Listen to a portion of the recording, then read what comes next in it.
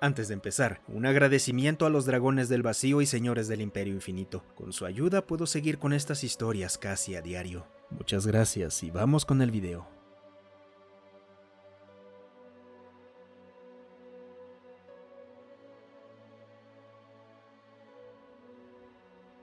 El último terrano, parte 7. Tomó más de un poco de explicación, pero Munto solo estuvo parcialmente distraído por los sistemas de fusión poniéndose en marcha, y Rick se mantuvo ocupado, saltándose la siesta solicitada para, en su lugar, limpiar los sistemas de soporte vital y aprender más sobre el superlumínico moderno.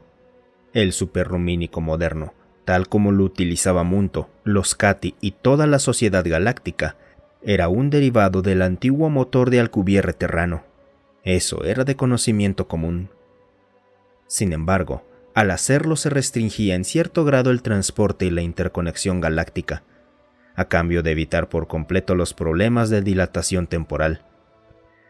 Los alcances máximos quedaban determinados por el uso de materia extraña para manipular materia exótica hasta cierto nivel máximo de energía antes de que fuera necesario disiparla.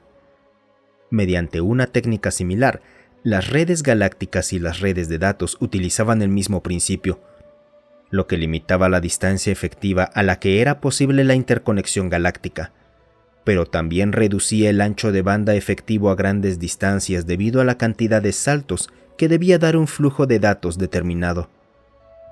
Para la mayoría de tráfico de datos, las estaciones solían almacenar en caché la información utilizada por diversos grupos en cada región general.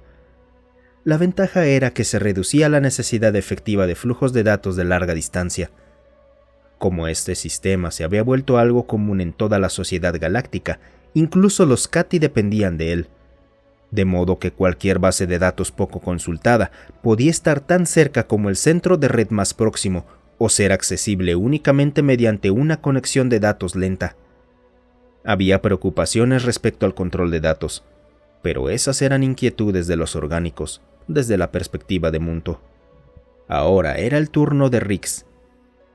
En las épocas del TSC, el superlumínico se realizaba con mayor frecuencia mediante enormes puertas de vacío conectadas a pozos gravitacionales estelares de una forma que Rix no podía explicarlo del todo. Munto suspiró internamente. Esperaba que esa fuera la respuesta para muchos de estos temas. Aquellas puertas de vacío lo eran todo para la sociedad interestelar de la época, y se habían librado guerras enteras por su control. Incluso hubo facciones que intentaron destruir su puerta local, lo que los habría aislado efectivamente del resto de la sociedad interestelar. Como las puertas estaban interconectadas, las principales potencias acordaron mutuamente mantenerlas como territorio neutral, sin importar los conflictos militares en curso. Rick llamó a la última gran batalla que involucró la Puerta del Vacío con un nombre curioso.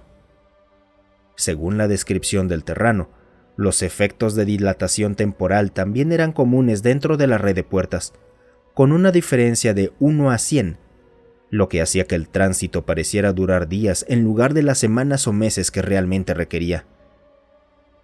Los terranos incluso intentaron aprovechar el espacio de la red para el almacenamiento fuera del espacio real, pero según Rix, aquellos simplemente fueron ilusiones. Los motores de salto representaban un gran avance respecto a aquellas puertas del vacío, con la intención de ofrecer un medio para transmitir la posición de la nave de un punto a otro en una fracción comparativamente pequeña de tiempo. Aunque aún existía cierta dilatación temporal, el tiempo del tránsito entre dos puntos estaba regido por un campo energético que los terranos no comprendían por completo, pero contra el cual habían logrado adaptarse. Rix lo descubrió como una especie de arrastre sobre la nave, que la ralentizaba debido a la interacción del campo energético con la nave mientras estaba en salto. Un salto largo, como el que Rix había mencionado que era necesario para la colonia, duraría toda una semana. La escala equivalente de distancia crecía de forma logarítmica con el tiempo en salto, por lo que los saltos más largos requerían meses de precálculos y planificación, incluyendo sondas preparadas de manera equivalente para evitar colisiones o problemas asociados con las distancias interestelares. La implicación militar era que sería posible omitir las puertas de vacío y aparecer directamente en el territorio enemigo, un concepto que Riggs mencionó brevemente, pero que Munto no presionó para obtener más información. Sin embargo, debido a la cantidad de energía necesaria para los motores de salto, así como los materiales especializados involucrados, Riggs dudaba que algún ejército lo considerara seriamente más allá de una posible capacidad de primer golpe. Munto no se sorprendió por las descripciones de las aplicaciones militares obvias de la tecnología, pero decidió que la discusión sobre los orgánicos haciendo la guerra probablemente tendría que esperar hasta que el terrano pudiera ver lo que eso implicaba en el marco contextual actual. Riggs tenía algunos manuales muy breves, que eran poco más que folletos de venta del motor de salto, los cuales Munto hojeó. En resumen, los motores de salto eran casi perfectos para ir más allá del vecindario estelar y fundar una nueva colonia, dado el método vigente en ese entonces de volar puertas en casi todas las direcciones posibles, conectando todos los diminutos puntos de luz. Munto podía ver la lógica, pero aún no lograba comprender cómo funcionaba realmente este motor de salto, ya que las 3 matrices y la computadora de control asociada ofrecían ninguna respuesta. Riggs terminó de limpiar el último filtro de soporte vital con una descarga de nitrógeno y ambos se separaron. Riggs se dirigió a la litera donde estaban las camas de estasis y Munto condujo el caminante hasta la cocina para recargarlo. Los sistemas de fusión estaban encendidos y la ignición estaba ocurriendo. El corazón del Esperanto volvía a latir. Mientras el terrano dormía, Munto revisó sus diagramas internos de aquella parte de sí mismo que estaba acoplada en el exterior. El Esperanto ahora era capaz de sostener al terrano al menos, y aunque el concepto de motor de salto seguía siendo un poco extraño para Munto, al menos tenía cierto sentido, aunque era raro que los terranos del TSC hubieran decidido equipar a todo un convoy colonial con un medio de viaje superlumínico que no estaba completamente probado. Y mientras Munto intentaba comprender la lógica de los terranos del TSC, examinaba sus propios diagramas. Sin saber de qué sistema provenía el proceso rebelde y con las revelaciones del terrano sobre controles analógicos diseñados específicamente para desconectar a Munto o a uno como él del control de la nave, Munto no estaba seguro de si siquiera sería posible reinsertarse en sí mismo. Redujo el recuerdo del evento. Parecía estar asociado con alguna parte de los sistemas de la red. Eso sería un problema. No podía controlar los otros sistemas sin la red, pero el terrano casi con certeza no podía eliminarlo. Varias horas después, Riggs anunció que ya estaba despierto. Munto lo vio por primera vez cuando entró en la cocina usando poco más que prendas básicas y saludó al caminante. ¿Descansaste bien? En cierta forma. Riggs, no creo que puedas desconectar los sistemas que me afectan y restaurarme a mí mismo. No tengo acceso a los archivos de datos relacionados y creo que no me lo concederían incluso si estuviera en línea. Es mucha información para lanzarle a alguien antes del café, pero te sigo, ¿de acuerdo? ¿Por qué no? Los Cati no suelen ser capaces de una autocorrección mayor, y dadas algunas de las limitaciones que ya hemos discutido, no creo que pudiera localizar estos mecanismos de todos modos. Entonces, en resumen, sabemos que hay un problema, está integrado en tu nave en algún lugar. No sabemos dónde y no tenemos una buena manera de saber qué es ni qué se verá afectado si intentamos quitarlo. Breve e impreciso, pero correcto. Déjame tomar un poco más de café antes de responder. Tal vez también necesito desayunar. Entonces probablemente no puedo llevar tu nave al espacio de salto. Tú no puedes llevar el Esperanto al espacio superlumínico que usas. No podemos volver a conectarte a tu nave, al menos no mientras yo sigo aquí. Y todavía no sabemos a dónde fue el resto de mi especie. Esas son afirmaciones razonablemente lógicas. No tengo recomendaciones que no incluyan reconectarme a la red y a mí mismo, lo cual implica el riesgo de enfrentar las exigencias de los mensajes que te mostré. Riggs terminó el contenedor de líquido y lo colocó de nuevo en la máquina, la cual lo rellenó. También presionó varios botones y descendió en un recipiente plano. Munto supuso que eso se trataba del mencionado café y del desayuno. Ay, no me gusta sugerirlo, pero ¿y si quitamos el sistema de comunicaciones de tu nave y lo conectamos aquí? Rick sacó un triángulo de comida y lo sumergió en alguna parte del recipiente, cubriendo la punta con un color amarillo. Munto consultó sus diagramas. Está asociado con mi sistema superlumínico, como describí antes, y no creo que el esperanto pueda generar un medio equivalente de comunicación. ¿Qué podemos rescatar si no intentamos volver a conectarte? ¿Esa es realmente tu primera sugerencia? No podemos llevar equipo, así que lo desarmamos para usarlo por partes. No hace falta que te alteres tanto conmigo, solo era una idea. Solo no me gusta quedarme aquí a velocidad subluz con una gravedad del 30%. Entonces no hagas sugerencias sobre desarmarme innecesariamente. La pareja permaneció en silencio, salvo por el zumbido del esperanto y la masticación de Rix. ¿Podemos estacionar tu nave en algún lugar razonablemente seguro para poder regresar después? Los escombros estelares eran menores cerca del planetoide más cercano a la estrella. Probablemente sería más seguro mantenerla en órbita ahí durante varios meses al menos. Entonces hagamos eso. Podemos volver a algo parecido a la civilización, tal vez averiguar dónde fueron los terranos, y luego pensar cómo volver a ensamblarte sin que tu red se vuelva loca otra vez. Le tomó a Munto y a Rix varios días lograr que el esperanto y el propio cuerpo de Munto giraran y se dirigieran de regreso a la estrella a una velocidad razonable. La maniobra se complicó cuando los reactores del propio Munto se apagaron medio día después de iniciar el giro, lo que obligó a los motores iónicos del esperanto a trabajar aún más. También aprovecharon el tiempo para ver qué mejoras podían instalar en el esperanto. Placas de gravedad básicas para completar los pisos, tomas de masa adicionales, incluso una segunda impresora móvil. El caminante de Munto tenía dificultades cada vez que entraba en una zona en la que el terrano había configurado a gravedad completa de Terra. Si Munto no hubiera realizado personalmente el escaneo médico, tal vez no lo había creído. Pero viendo con qué facilidad el terrano se movía ahí, no era difícil aceptar que ese era su entorno natural. El planetoide, un pequeño mundo que orbitaba especialmente cerca de la estrella y que estaba medio derretido y medio congelado, giraba de forma notablemente lenta, rotando sobre su eje solo una vez cada 3 órbitas completas alrededor de la estrella, y resultó ser exactamente como Munto lo recordaba de su estudio inicial, aproximadamente 2 semanas y media antes. Munto recordaba los mensajes y las posiciones de la red Cati. Si alguno de sus congéneres tenía previsto visitarlo, Rix y Munto tendrían apenas unos días como máximo.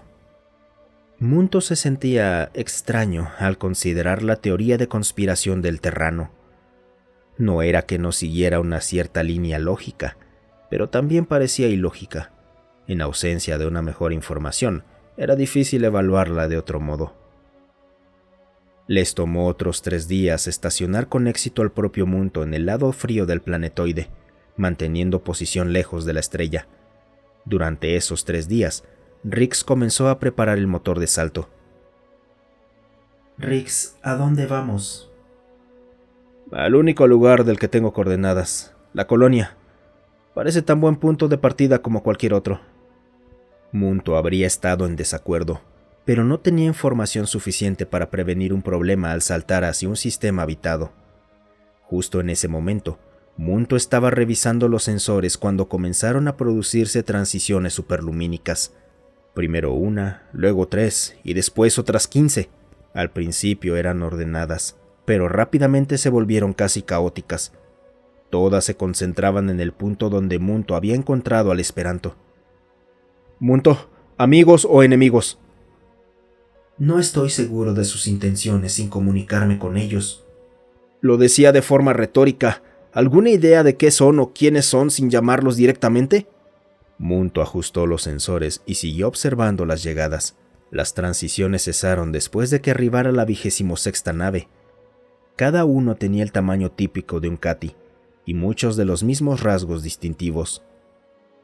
Intentó aumentar la ganancia de algunos sensores con la esperanza de distinguir algo más, y fue entonces cuando una de aquellas naves detectó al Esperanto.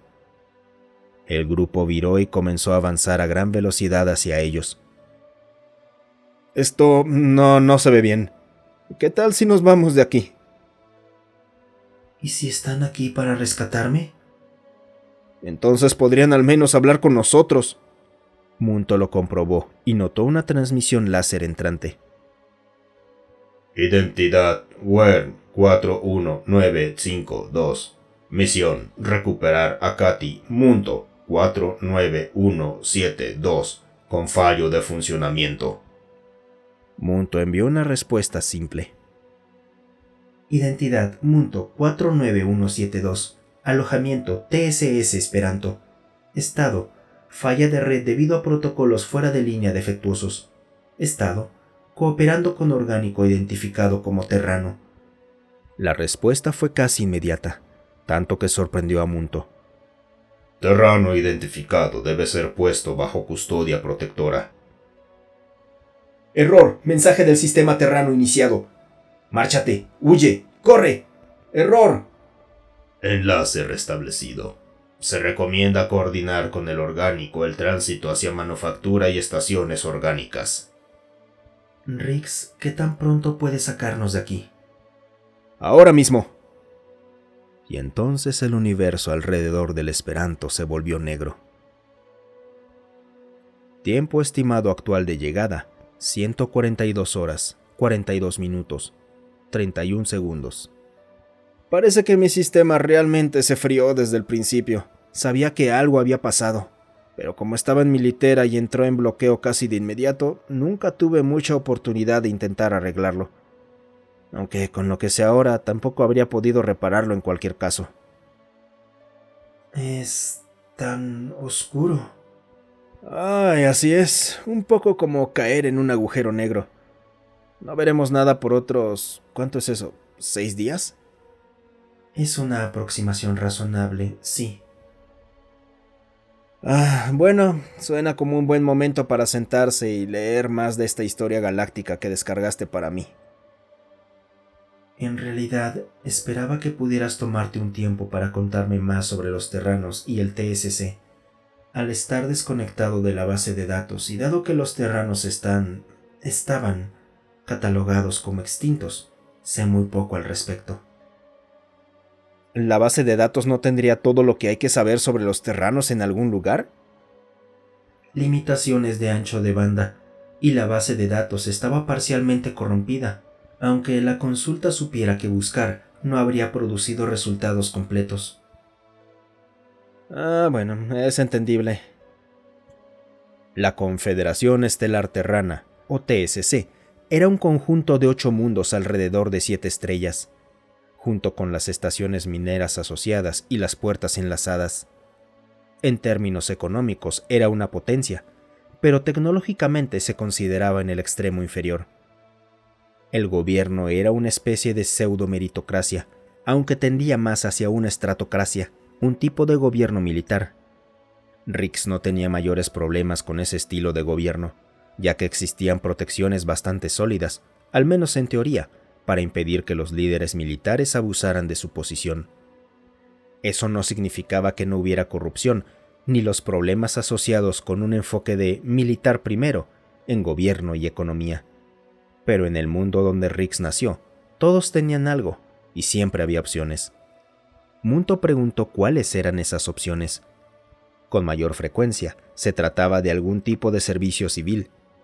Solo voluntarios ingresaban al ejército, y los ambiciosos solían terminar abandonando el TSC, ya que el sistema estaba diseñado para otorgar acceso y control al estamento militar, pero sin los beneficios asociados a ese poder.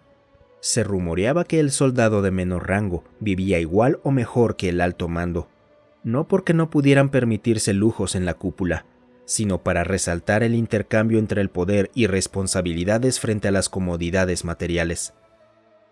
Munto consideró que aquello sonaba ingenuo, pues seguramente provocaría abusos desde arriba para obtener más comodidades.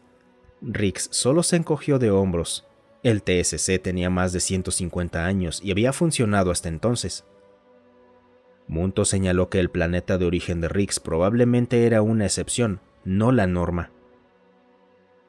El colectivo central terrano, el TCC, en comparación era abiertamente una plutocracia, donde el dinero y el poder lo controlaban todo, y solían concentrarse en individuos y corporaciones.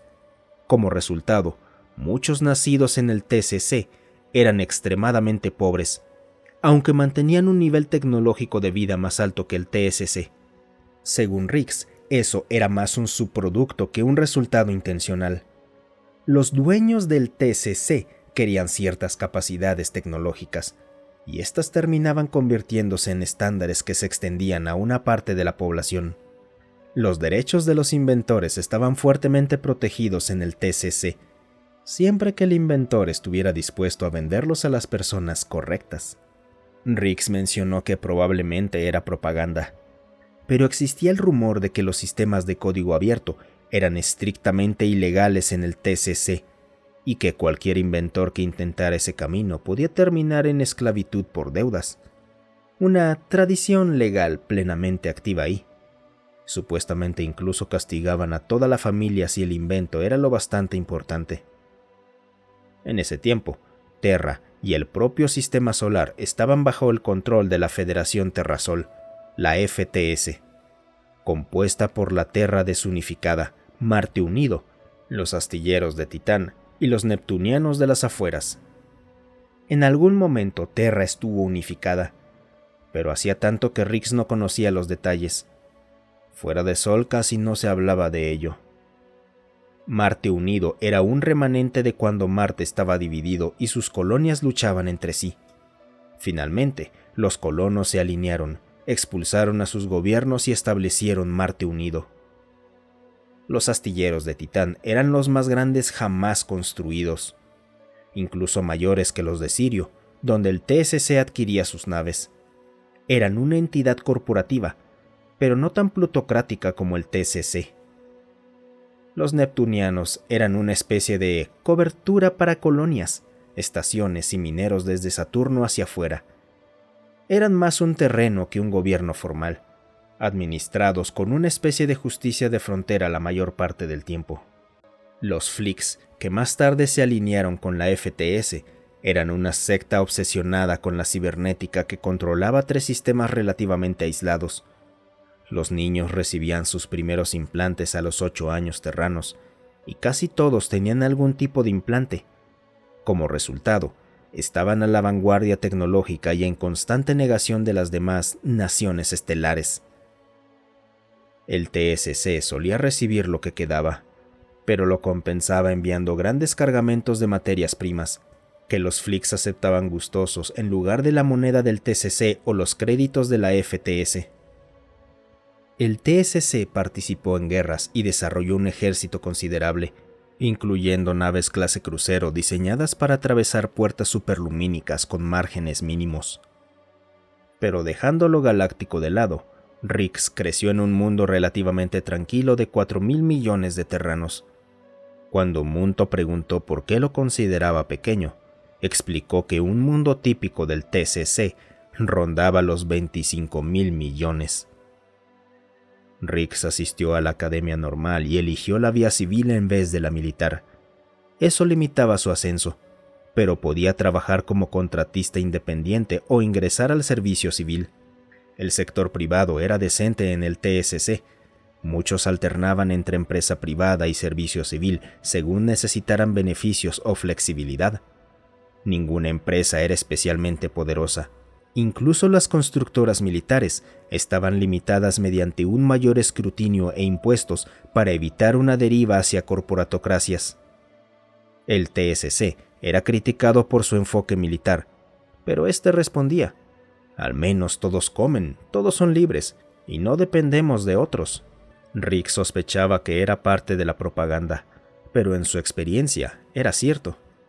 Entonces, la administración colonial buscó voluntarios. Planeaban enviar al TSC hacia lo profundo para fundar una nueva colonia. Se rumoreaba que el TSC estaba inquieto y que, sin poder pagar el alto precio de los Flix por tecnologías de terraformación, su futuro era limitado si no cambiaban su modelo. La dirigencia decidió que expandirse hacia estrellas lejanas y ganar tiempo para desarrollarse era mejor que esperar una absorción lenta por otras naciones terranas. Era una apuesta arriesgada. Podrían quedarse varados. El motor de salto era un desarrollo interno secreto de una empresa privada que trabajaba en armamento interestelar. Podría funcionar solo en un viaje de ida, pero ofrecía una oportunidad, y eso bastaba. Salieron anuncios y carteles de «Haz tu parte». Riggs acababa de terminar su entrenamiento de vuelo cuando se hizo el anuncio. Trabajaba transportando cargamentos desde la nube de Oort hacia refinerías internas. Sonaba más aventurero que quedarse ahí, y sin mucho que perder, se ofreció. Tuvo que obtener certificaciones adicionales, pero la administración colonial necesitaba pilotos y el TSC lo cubrió. Se rió de ser el mayor del salón por 10 años, y los jóvenes se rieron de él por ofrecerse a lo que parecía un viaje sin retorno. Rick sabía que ser piloto era solitario. Muchos de los jóvenes aprendices de piloto todavía pensaban que podían hacer descensos planetarios, ganar dinero rápido trabajando en privado de la TSC, incluso cruzar la frontera para ir a algún otro lugar con mejor tecnología, mayores recompensas y una vida más lujosa. Y varios pilotos tendían a hacer exactamente eso. Valía la pena mencionar que un buen número de personas que huían de la TCC hacia la TSC también habían crecido con esas mismas ideas, cuando los plutócratas se enfadaban en uno de sus berrinches. No, la TSC no tenía la mejor tecnología ni las mayores recompensas, ni siquiera ofrecía un nivel de vida particularmente rico. Era una existencia comparativamente tranquila y monótona, con cambios que llegaban despacio y mejoras que a menudo tenían aplicaciones militares por economía de escala. Pero Rick se había mantenido firme, graduándose a mitad de clase con todas las calificaciones adicionales que había necesitado. Ninguno de sus compañeros pilotos graduados tuvo un comentario alguno para él después de eso. No lo habían molestado, pero sí era un poco irritante que ninguno se hubiera molestado siquiera en ser cortés. Y unos meses más tarde, había comenzado a transportar las naves desde los astilleros de Sirius hasta los muelles de carga en su sistema natal, donde podían llenarse con todo el equipo, plantillas, alimentos, semillas y apoyo que la administración colonial pudiera imaginar que una colonia completamente aislada necesitaría. Riggs había conversado con sus compañeros pilotos. Eran muy parecidos a él, buscando una aventura y un poco cansados del vuelo cotidiano. Incluso había algunos con los que había llegado a llevarse bastante bien. Rick se había quedado en silencio un momento sobre este punto antes de continuar. Y entonces llegó el día de partir. Las naves habían sido colocadas en posición para su largo trayecto hacia el borde exterior antes de despegar, por si había ojos observando. Y ahí estaban todos los colonos, 37,000 almas, familias, solteros, personas de todos los orígenes dentro de la TSC. Riggs incluso se había sorprendido de los pocos militares que iban. De las 37,000 personas, incluso contando a las familias, los militares representaban menos del 10%.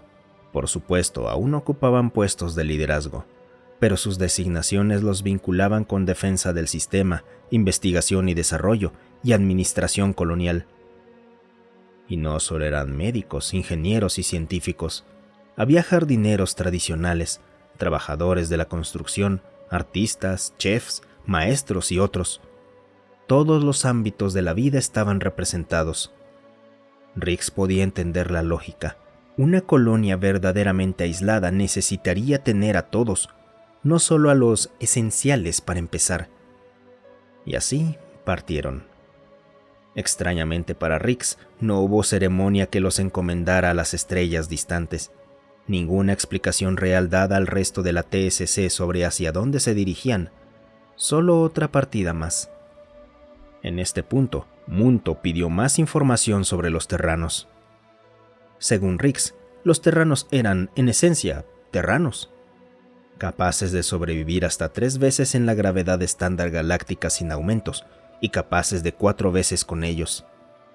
Habían necesitado terraformar algunos mundos, pero había sido un trabajo relativamente ligero comparado con Marte. Con Marte había sido necesario reiniciar su núcleo para proteger el planeta de forma más permanente. La mayoría de los mundos funcionaban perfectamente y solo habían necesitado unas cuantas generaciones de terraformación lenta, ajustar las atmósferas, crear zonas habitables para terranos e incluso adaptar ligeramente a las personas para que fueran más tolerantes a los entornos locales. Aunque esto significaba que algunos terranos no podían vivir en todas partes, sí permitía que la mayor parte de la humanidad viviera en casi cualquier lugar reclamado como espacio terrano. Los escaneos genómicos eran bastante comunes e incluso en la TCC la atención médica era de suma importancia.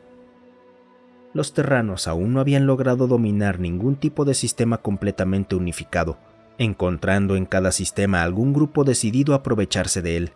Así que, más a menudo de lo contrario, esas personas buscaban aquellos sistemas en los que personalmente prosperaran. Por lo demás, los terranos luchaban, amaban, reían y eran generalmente sociales. Cada mundo tenía sus propias festividades, sus propias tradiciones, sus propias historias. Algunos presumían de parques de atracciones y destinos turísticos. Otros eran comunidades sencillas con poco más que concursos de talento y reuniones colectivas de comida. Rix había visto todo eso. Había conocido a miles de personas, visto las diferentes reuniones, probado todo tipo de comidas, incluyendo una cantidad sorprendente de variaciones con papas y queso. Pero nunca había ido a un lugar en particular donde se sintiera verdaderamente en casa. Así que siguió volando. Munto intentó explicar los criterios terranos desde la memoria y desde su propia perspectiva. Los terranos eran excepcionalmente grandes según los estándares galácticos para sintientes plenos. La descripción de la sintiencia y las delimitaciones entre nada, baja, media y plena se dejarían para una discusión posterior. Como resultado, los terranos eran considerablemente más pesados que la mayoría de las especies y contaban con la estructura ósea para sostenerlo en una gravedad igualmente alta. Los terranos producían una cantidad comparativamente anormal de ácido y aceites. Tenían una tolerancia aparente a una cantidad significativa de toxinas y materiales venenosos, aunque Munto no estaba del todo seguro de los límites sin más datos médicos. Los terranos emitían calor, lo que los situaba en la mayoría, pero eran capaces de tolerar entornos significativamente fuera de lo normal dependiendo de sus propias preparaciones biológicas, mientras que algunas especies solo podían tolerar pequeñas variaciones, incluso emitiendo su propio calor. Y quizás lo más notable, según la experiencia de Munto hasta este momento, los terranos eran rápidos y difíciles de cansar.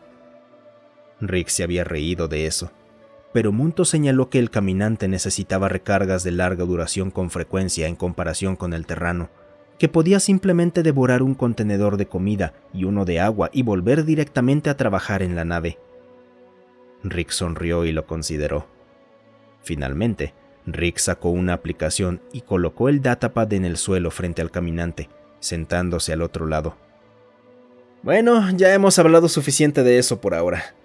Es hora de que te enseñe a jugar ajedrez siriano. Fue en ese momento cuando Munto decidió que Rix tendría que empezar a aprender las runas de significado emocional. Los servomotores del caminante no podían soportar mucho más en cuanto a intentar replicar el lenguaje corporal del terrano.